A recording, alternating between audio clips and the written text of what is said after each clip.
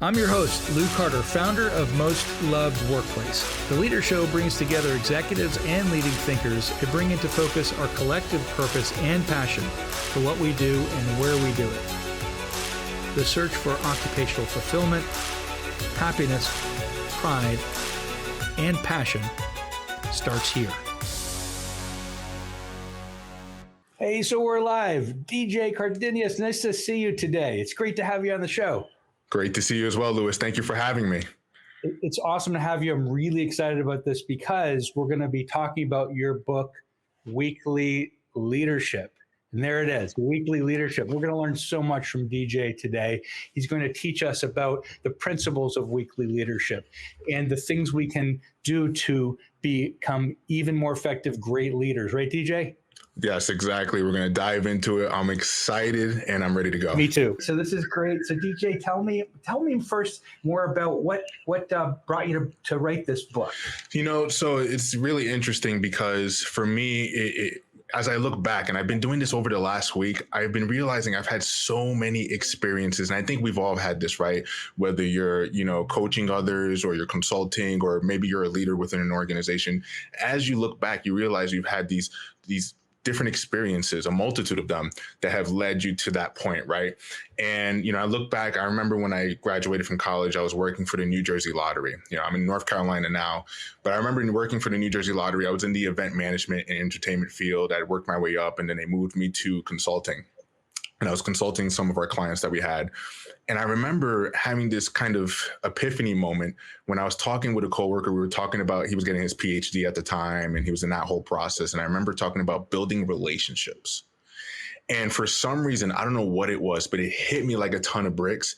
And I was sitting there and I said, you know what? I got to write something about building relationships within the corporate world, because in that organization, I realized that there was a huge disconnect between the employees and the leaders at that organization, right? And I look back at my life, I look back at my experience, and I said, you know what?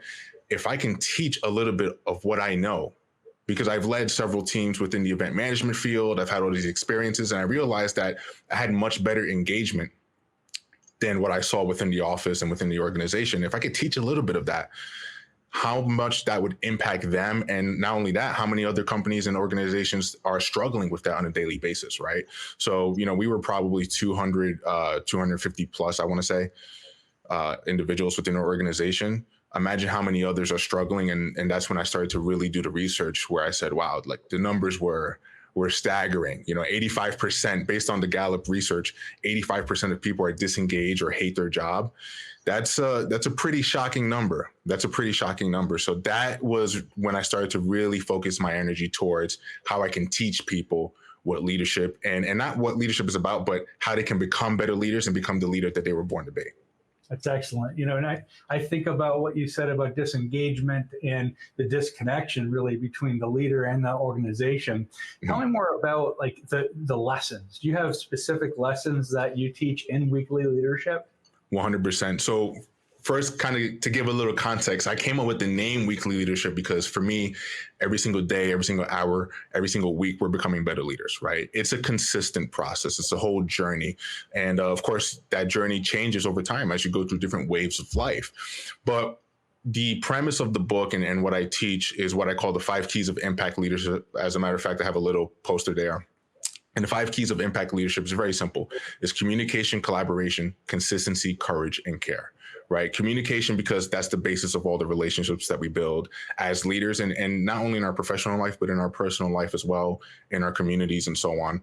Collaboration, because, you have to work with others, but also the invitation of new ideas and implementing them, right? Giving your team members ownership in the idea and taking part in those projects and so on. Consistency, because the only way you get better is through consistent effort. Courage, because you have to have the courage to go places where most won't. And of course, you got to be genuine. You got to care, right? You have to be able to care to where not only it's going to help you grow, but it helps impact the ones that you're serving as well. So that's really, when we look at the 5 keys, that's what it encompasses. Those are great keys, and they unlock a lot, right? Yeah. Let's start with the first. Let's start with the first one. 100%. Yeah. So communication for me is a big thing. Now, obviously, when we talk about leadership, when we talk about building an organizational culture that's thriving, communication is always going to be the basis, right? And for me, I'm a natural born communicator, but what I realized was that for me, it was about being around the right environment. And I think there's a lot of individuals who struggle with, you might be in an environment where you're not necessarily tapping into that inner greatness that you might have, or that inner leader that you have. And you know it's there, but you just don't know how to access it until you change your environment. So I always tell people from a personal perspective, right? And when we talk about personal development and things like that, changing your environment and changing the community, the people around you, really helps you tap into the leader that you were born to be, right? So we talk about, being able to communicate better, being able to find the right people that help you get to that next stage or that next chapter. I often use the analogy of two trains leaving from the same station, right? And I always say this: we can leave from the same station in life, but at some point down the track, we have to separate. So let's say if you have two trains, one's going to California, one's going to Vermont, at some point, those trains have to separate to get to their respective destinations. If you switch them, there's going to be a big mix up. There's going to be, it's going to be late. You're going to get to the wrong destination. And what happens in life is that a lot of people will justify and say, oh, well, this is where it's going to be a shorter ride. Or, I heard the summers are nicer there, so we'll just go where everybody else is going. And nothing against Vermont. I love Vermont. I'm just using it as an example. But the point is that if we just stay on the track that we were intended to be on, that trip to California might be a little bit longer. There might be some stops along the way. There might be some obstacles. But what happens is we learn and we find the right people in the process. And so within doing that, we end up building the right relationships that help us become better communicators as well. With collaboration, again, a very important part when we talk about not only from an organizational perspective, but from your personal perspective as well. How do you become a better collaborator, right? Inviting new ideas and not being afraid to invite new ideas and implement them as well. I think it's one of the most important things you can do, not only to get ownership from your team, but being able to create that space where they feel safe enough to share the ideas and not be afraid of, oh, I don't know, if I say it, I don't know what my manager or my leader is going to say. It's creating an environment, really, right? Building that culture. Be consistent every single day, right? That's the third step. Your consistency is extremely important, making sure that you're showing up, because leadership is 24/7. As you already know, Louis, it's ongoing. It's whether you're at work, you're at your business, you're in your community. I always say every single decision you make has a great impact on the individuals that are around you. So even if you don't know them, you see somebody struggling, you're at the supermarket and you see an old lady struggling with her bags, you have a decision you can make. You can walk past her, or you can say, hey, you know what, do you need help? And even if they say no, it's the action that you took that might have inspired, one or two or three other people to then go say, hey, you know what, I'm going to do an act of kindness, or I'm going to do something to help somebody, right? Having the courage to step out of those boundaries and do stuff that's not the same or normal, right? Or what's deemed as normal. So being able to have the tough conversations, being able to be empathetic, and being able to have something that creates that sense of urgency in others to want to have courage as well, to have the conversations. And then, of course, like I said before, being able to be a caring leader, being able to be an individual that cares for other people, be empathetic. One of the conversations I had earlier today actually was talking about emotional intelligence, right, is a huge factor. So, that's in a nutshell. When we talk about collaboration, when we talk about consistency, courage and care, those are the aspects that really help you become an impactful leader, and what I think are the 5 things that really encompass an impactful leader as well. Those are awesome. I love all 5 of them. And I think about the problem that everybody is having today, which is they're not collaborating. They're not creating consistency. They're not sort of going out on a limb and doing the things that are truly right. The things that really people have truth, right? That they're mm-hmm. Their true ethical selves are coming out. And that's the problem we have. And the solution really is around collaboration and realizing that we all can be better together. And the issue with that is typically that people don't trust it. They don't trust themselves. They don't trust others, right? It's the highest distrust ratio ever. So the solution to that, it really is more collaboration, more co-creation with each other, and the ability to say, I can build trust more, I can develop more with you. Do you see that a lot of this happening as well? 100%. And then also, one of the most important things too is having a high level of vulnerability, right? And this is very important when we talk about collaboration, because vulnerability is something that we've been talking about a lot more and more as time goes on, and especially with everything we've been experiencing in the world over the last year and a half. Vulnerability is one of the most important aspects of being a collaborative leader. And so just being able to step in and just say, hey guys, you know what, it's okay. You don't have to know everything. It's impossible to know everything, right? But being vulnerable in that you're allowing your team to know that, you know what, I may not know everything, but we can work at this together, is such an important factor. And one of the things that we're starting to see more and more in a corporate environment, but I think is a conversation that needs to be brought up more. And yes, create opportunities to collaborate as often as you can. It could be something as simple as having conversations about what are your team members' personal goals, right? And not being afraid to have that conversation, right? That's something that, some individuals may not want to go to because they're afraid, well, what if they leave me, or what if, right? I mean, listen, life goes on, these things do happen, but we need to be able to have those conversations, because what you do as a leader is going to greatly impact them to say, you know what, even if they're in a position where they may not necessarily like the job itself, right? Let's just say, because that does happen, but they love the leaders and they love the individuals and the culture that's been created. That goes so much further than anything else. And so they may stay, and then, they end up finding something that they do love. So that's a very important factor. I think vulnerability and just being honest with where you are is a huge part of that as well. It's true. And the vulnerability factor, it's hard to be vulnerable. Look, it is. We all know it. We don't want to put our worst foot, what do they say, forward, right? We don't want to be in a certain way. And, is my hair right? Literally, do I look the right way? Am I articulating the right way? Am I making eye contact? All the things that we're supposed to be doing. Right. We feel vulnerable when we are perhaps even ourselves, right? So what is the solution? That, well, if you're asking me, it's being more authentic, and then asking, well, what are your thoughts about that? Right. Well, not looking right. Tell me more about how that is affecting what we're doing, right? Yep. And what kind of advice do you have for me? And the issue with advice is, most often advice is given in a really negative way. Yeah. They get feedback and they harm people. They say, oh, you did this terribly. And people won't change when they have high stress ratios. So we need more advice-driven, positive 100% change. And do you see that too in your consistency? Yeah, of course. I mean, I think it's one of the most important parts, again, when we talk about being able to build a thriving culture. I think acknowledging what team members are doing, and not just on, let's say on a direct report level, but on all levels, right? And acknowledging the new ideas, acknowledging the fact that they brought something that may have shifted. Maybe you had a project that was kind of going off the rails and somebody implemented a new idea. So, it's really just, again, just being honest, being vulnerable.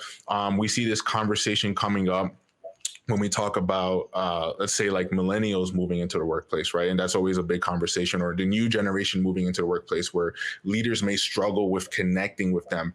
I always say, listen, just be yourself a little bit more, and how you can do that is spend some time with yourself. Right. The best way you could become a more impactful leader is by studying yourself, because what you do internally has a great impact on what you do externally. Right. So going out there, set a new workout routine, put yourself to a new challenge, maybe learn something new. I don't care if it's something as simple as, today I'm going to start learning how to play the piano. OK, cool. Right. It's just that consistent effort to try something new, and just being vulnerable in that, being honest in where you are, and sharing those thoughts and ideas, because I feel like there's a lot of leaders, especially in the organizational world, where they kind of pull away, right? They don't want to show that side of, I may be struggling, trying to learn and trying to grow, but that's just a natural part of life in general, right? And so everything we do is a risk. You might as well do it in a way that's going to impact people and just is honest, to where they can come in and say, you know what, I want to be a part of this culture. Even if they're not in the right position, or if they feel they may want to do something else down the road, it at least brings them to the conversation where they're saying, hey, you know what? At least I can work with these individuals, and I can work with this culture, because I know that they got me and I got them. So it's all about creating that collaborative culture and just being honest with where you are. And the more you do that, the more you're going to have individuals that resonate with you. I don't care if you're 18 or 80, you're able to communicate with anyone in a very honest and vulnerable way that allows you to resonate with them more. That's such a great lesson. And talk about weekly leadership lessons, because like you can hide who we can all hide and say, right.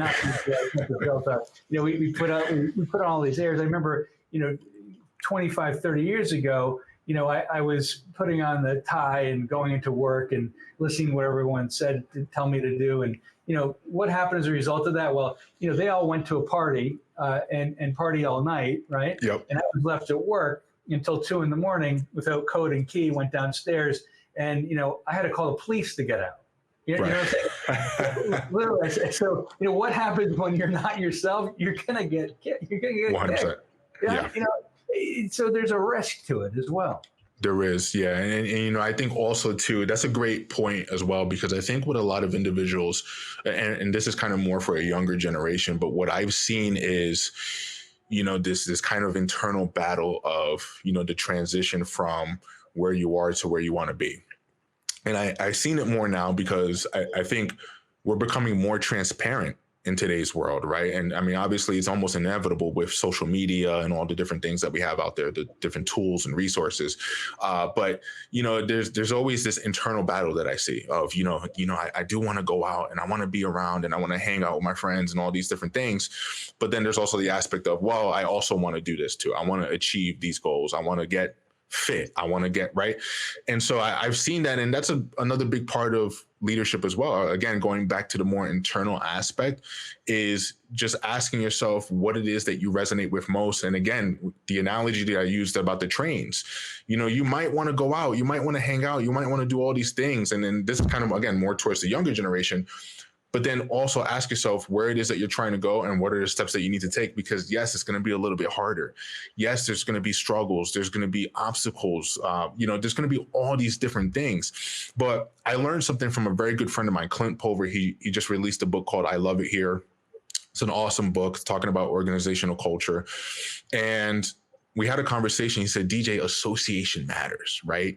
We find purpose in other purposeful people. So if let's say you're a wrestler, what do? You hang out with other wrestlers. If you're maybe in the culinary arts, you hang out with people in culinary arts. If you're, you study leadership development and you want to learn how to become a great leader, you hang out with other people who study leadership development. Whatever that thing is, find those communities, find those groups of people, because what happens is as you build the community, you end up building this great sense of resources. And I mean, it's this network that is just totally beyond belief, but it just takes a little while to get there. So as long as you just trust that process and you keep moving down the line, I think you end up finding the right people along the way, and you end up becoming not only a much more impactful leader, but you end up creating resources for others that then impacts them and the next generation as well. It's funny when you say getting out there with the train. I like the metaphor because you could stay alone easily in COVID. You could be out of your own sphere and not reach out, not go to networking events, not see people, or not even do it virtually. It's easy to do it. And we're not reach out to anyone really. And this is the time to reach out more than ever. I've seen some of the most successful people in the last year take about 100 days out of their year to get out there. Yeah. And I can't say enough, because we won't just, as a wrestler or whomever it is that you're, as whomever it is that's leading, if we don't get out there, we don't find the people, we don't ask for the help, it's not going to be given. Right. So, people are out there to help when we ask for it. It's so crazy, because that this is, again, I've been having some of these moments where I'm looking back on my life and, looking at the things that have really impacted me. And I remember years ago when I was in college, we talk about curiosity, asking questions and things like that. I remember I had a professor who, when I was a freshman, she was a marketing communications professor, right? And she came from the retail industry, great person, just a very sweet and kind individual. Her name is Susan Cox. And I remember when I was going to class, I was struggling because, quite frankly, I was not the best student academically growing up. I struggled, right? But I showed up every single day. I tried. And, I've had, many other academic achievements down the road once I, learned and adjusted and I figured out what worked for me. But I remember in that experience, she came to me one time and she saw me struggling and she said, you know what, DJ, why don't you meet me during my office hours? I want you to come in my office. We got the final coming up. I see you're coming to class every day, but I want to do a little study plan with you. So this way you have something that you can, go back to and you can study and, you have a good shot at passing this test and you can raise your grade. So I go, we do the study plan. Sure enough, I take the exam, I pass, and I end up passing the class with a much higher grade than I had before. And she came up to me, she said, DJ, you have the things within you to do great, right? You have the knowledge, you have the resources. Don't be afraid to ask the questions. Don't be afraid to go out there because you know what to do. You just got to put in a little bit of work. You just got to dig a little bit deep. You already have it. You just proved it right now. You came in, you took this test, you passed, and now you don't have to worry about struggling. And that was a very impactful moment for me because fast forward a year later, she passed away. And I had her as a professor when she was diagnosed with breast cancer, and we lost her during that time. But then I had a professor who was the total opposite, where I was really struggling, and I went up to them and I said, hey, you don't mind if we can have a conversation? I just need some guiding points. I don't want to curve my grade or nothing like that. I just needed some guiding points. And they literally looked at me and was like, I don't know what you want from me. I don't know what you want from me. He's like, listen, I can't really do much for you. And I said, I just want some guidance. He's like, I don't know what you want. And just looked at me, put on his glasses, kept reading his book and just like pointed the door. And I remember in that moment, there was two things I could have done. I could have said, you know what, this sucks, whatever. I'm just going to like fail the class and this, that, and third. Or I can flip the situation where I said, you know what, this sucks, but this is a personal lesson for me to where I can now take this and use it as a moment to teach other people, just like Susan Cox did for me when I was a freshman. So that, and we're going back years now, but that was something that deeply impacted me. And right there in that moment, I fell in love with giving. So those are, when we look at those experiences, they are super, super impactful. It's funny about giving, isn't it that in order to give or receive, you have to request. Right. And otherwise, we think that just something will come down and will happen, and it won't. Yeah, exactly. Even with advice, can I have your advice on this? May I have this particular help in this way, support in this way? And the best leaders do that consistently, daily. Right. It's very uncomfortable for most people because they think just by virtue of being there that their presence and demand just will happen. It's not about the demand. It's about the leadership behavior. And you said you fell in love with giving. You fell in love with giving. And how did that, tell me more about giving, because there's a lot of forms of giving and gift. What are the ways that your gifts that you've given have manifested? So, again, and you put it perfectly. There's many ways of looking at this. For me, it was through action, growing up, I was never the best academically. I love what Scott just said there. Take every moment as a way to teach other people. It's very true because, for me in that moment, I realized what I wanted to do when he pointed the door and I guess kind of like slapped my hand when I was looking for guidance.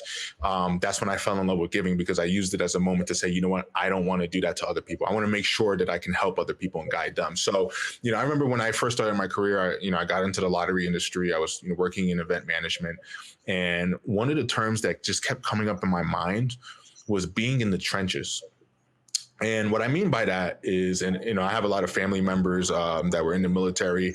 I was in the U.S. Air Force Auxiliary as a senior member with the Jimmy Stewart Composite Squadron in Sayreville, New Jersey. So there's a lot of that, that kind of how I came up with the term. But being in the trenches is really just about taking those actionable steps. What are you doing as a leader that's going to impact them? And so this way they end up wanting to come back to be a part of that thriving culture, right? And it could be small things. It doesn't have to be anything big or crazy. It could be small things. It could be, having a conversation with someone, again, with their personal goals. What are they? In your personal life, if it's family members or your community, it's a hug for someone. It's an I love you. It's a prayer. It's whatever that thing is. It's that consistent sense of giving without expectation, because in the process of doing that, you end up growing yourself, and you may not even realize it in the process, but you'll see it as you start to take the actionable steps within your organization, within your teams. And so I think it's really important that we're in the trenches. Don't be afraid to roll up your sleeves. Sometimes we have leaders that, they work themselves up and they get to a certain level, like managerial or, vice president or director, executive, and we distance ourselves.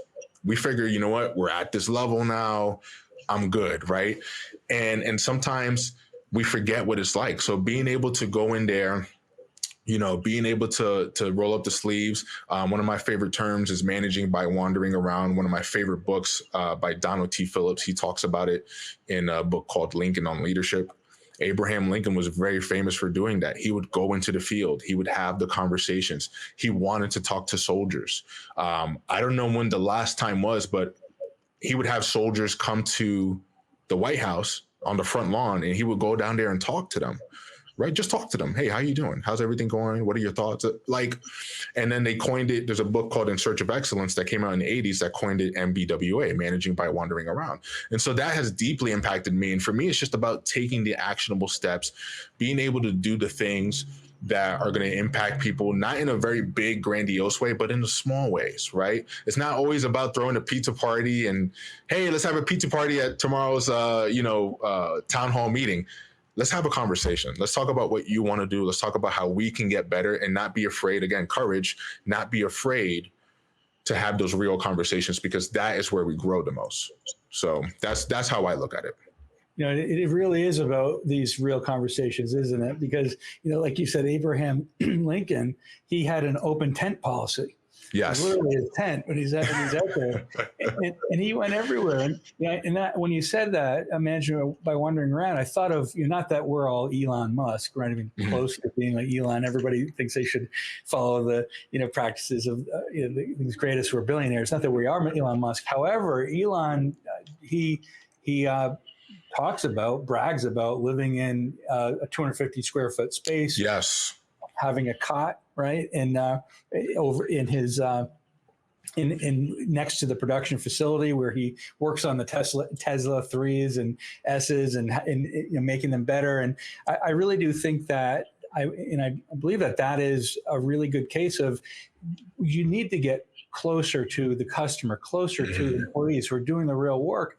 And it's okay to give ideas, to ask for what you want, just like your professor or other mentors who've been around there. It's okay, even if you're at the top, if you're CEO or if you're in the board too. Right. Don't wait till your CEO or staff fails. Right. Work with them because they will fail, and that's okay. Go learn from it. You'll co-create with them. That's good, and be in it with them so they know. Have consistent talk with them. Exactly. Yeah. You got to be in the process with them. Not being afraid to fail is obviously a huge factor to success on all levels. But making sure that they know and they understand that, you're there with them and, you support them, they'll support you. I mean, it's a transference of energy, right? It's really just all about what you're doing for them and how they can help you. And then also vice versa, right? Because once they see that in their leader, they're going to be, oh my God. I mean, the sky is the limit, right? On what you can do, what you can create. And that's how you create thriving cultures that are 30, 40, 50 years in the game. Awesome. Well, we've had a great transference of energy today, DJ. I've totally enjoyed being with you and having this great conversation. DJ Cardenas, check out his book. Here it is. They put it there, Weekly Leadership. Check it out. You can get it on Amazon.com, Barnes & Noble, or go to DJ's website. DJ, you want to give your website? Everybody else? Definitely. Thank you again, Lou. I really appreciate it. And you can check us out at weeklyleadership.com. We have the podcast on Apple and Spotify. The book, as Louis said, is on Amazon, or if you go to my website, weeklyleadership.com, you'll see it there. And, just click on the link. It'll take you right there. And then we also have articles and a bunch of other fun things that we do. I'm also on Clubhouse at DJ Cardenas, and we have awesome conversations every single week on the topics of leadership, personal growth, and all the things that make individuals a great leader. So you can always, reach out to me there, DJ at weeklyleadership.com, and I'm more than happy to connect with anyone. So you got a lot of great things there. Weekly Leadership. a podcast, a book, training. We got a lot of great stuff out there that you can do to work with to DJ. Here's one of them, weeklyleadership.com. It's the website.